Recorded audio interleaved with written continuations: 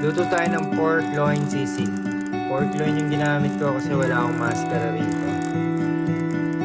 Chop onion, chop the garlic, chop natin yung pork syempre.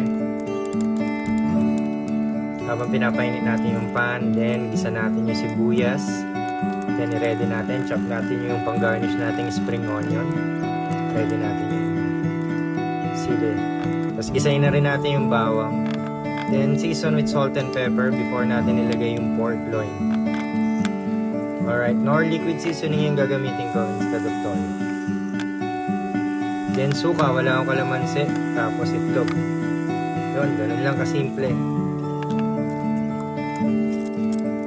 Then pre-plate na natin. Gigisayin natin yung tirang sibuyas. Palalagay ko sa ibabaw. Then lagay tayo ng mayonnaise dun sa pork sisig natin. Then garnish natin yung bagong gisang sibuyas. Ayan na, meron na kayong pork